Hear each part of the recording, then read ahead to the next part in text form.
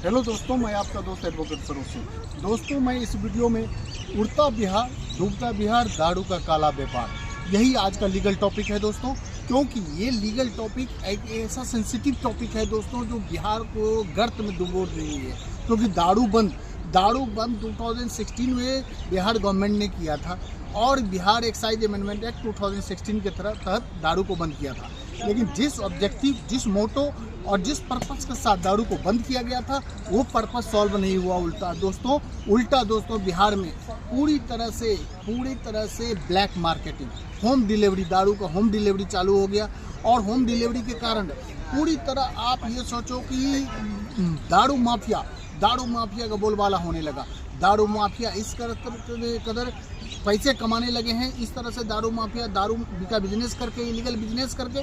क्योंकि आप गांव में जाओगे, जिसको खाने के उपाय नहीं था, जो पूरे लफुआ बदमाश लंगड़ा, जिसको कोई मतलब नहीं था, आज वो दारू के पैसे से इतने पैसे कमा लिए हैं कि उनके घर पे आप जाओगे तो कम से कम ये है कि उनके घर पे 2-3 गाड़ियां लगी होगी, बहुत अच्छा घर बना लिए हैं। और उनको बिना कुछ किए हुए, बिना मेहनत के सिर्फ दारू को इधर से उधर काम करना और उसके बाद पैसे आने लगता है। दूसरी बात तो दोस्तों, इलिसिट और पॉइजनस दारू का बिजनेस पूरी तरह बढ़ गया है दोस्तों। क्योंकि मैं तो बेसिकली दोस्तों मैं बिहार से हूँ, पटना से हूँ, लेकिन मैं सुप्रीम कोर्ट और हाई कोर्ट में प्रैक्टिस करता हूँ। लेकिन दोस्तों मैं जब भी बिहार जाता हूँ समर वेकेशन में, मैं देखता हूँ तो आप गांव की स्थिति देखो घूम के। गांव में आप जाएंगे तो हर एक गांव में नकली दारू बनती है, मिलावटी दारू बनती है। सरे हुए मटेरियल, जैसे पूरी सरा हुआ चावल का सरे हुए यूरिया का यूज किया जाता है दोस्तों। मेंडेक्स मिलाया जाता है, इस तरह से सरे हुए नाली का पानी मिलाया जाता है और इस तरह से वो इलिसिट दारू बनाया जाता है। और वो भी आप 3-4 बार दिन में उसकी टीम बनी होती है, उसकी गैंग बनी होती है, जो कि एक चैनल के थ्रू, एक गैंग के थ्रू पूरी तरह नवयुवकों को पहुंचाया जाता है गांव में दोस्तों।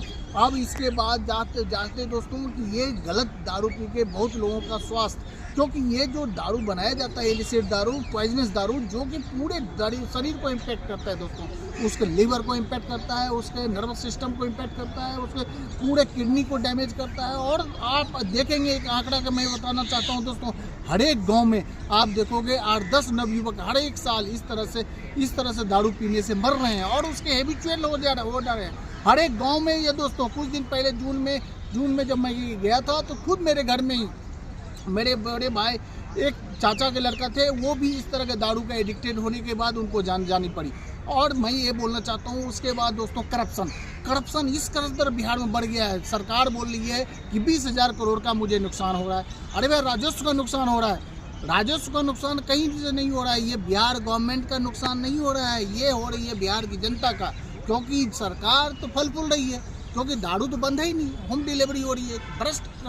भ्रष्ट अफसर, भ्रष्ट नेता का पैसा मोटा रकम मिल जा रही है और इस तरह से इलिसिट बिजनेस पूरी तरह चल रही है, दबा के चल रही है दोस्तों। क्योंकि इसमें पूरी तरह से अफसर और नेता का मिली भगत है। और इसके बाद आप गांव में जाएंगे, बड़े ट्रक से क्रॉस बॉर्डर ट्रैफिकिंग, दारू का क्रॉस बॉर्डर ट्रैफिकिंग हो रही है। स्मगलिंग बहुत हद तरह से बढ़ रही है, जिसके कारण दारू आती है बाहर से सप्लाई होकर, पुलिस वाले सिर्फ खाना पूर्ति करेंगे, एक ट्रक दारू पकड़ेंगे और उसमें से 1-2 डब्बा सिर्फ बाहर मीडिया के सामने दिखा देंगे, पुलिस के सामने दिखा देंगे। लेकिन उसके बाद आप देखोगे कि वो कोई तरह नीपापोटी कर देंगे और इस तरह से सिर्फ दिखाने के लिए एक सैंपल प्रेजेंट कर देंगे। पूरी तरह मिली भगत के थ्रू दोस्तों ये बहुत बड़ा गिरोह चल रहा है। और ह्यूमन मतलब ये लीकर का क्रॉस बॉर्डर ट्रैफिकिंग चल रही है दोस्तों। इससे कारण क्या हो रहा है, नवयुवक लोग इसके अलावा ये भी है दोस्तों, क्योंकि ये लीकर बंद होने से सूखा नशा का भी बहुत, जैसे भांग हो गया, अफीम हो गया, चरस हो गया, गांजा हो गया, इस तरह का भी काम होने लगा है। इससे लोगों का पूरी तरह से इम्पैक्ट पड़ रही है और उसके कारण उसका स्वास्थ्य भी नष्ट हो रही है। इसीलिए मैं बोलना चाहता हूँ बिहार गवर्नमेंट को और कोर्ट के थ्रू भी मैं ये बोलना चाहता हूँ, इस तरह का इलीगल काम को बंद करें, दारू चालू करें और उसका एक प्रोसेस के थ्रू काम को आगे बढ़ावें। इससे बिहार का लाइफ बचा रहेगा और नवयुवक का लाइफ बचा रहेगा। थैंक यू, जय हिंद, जय भारत।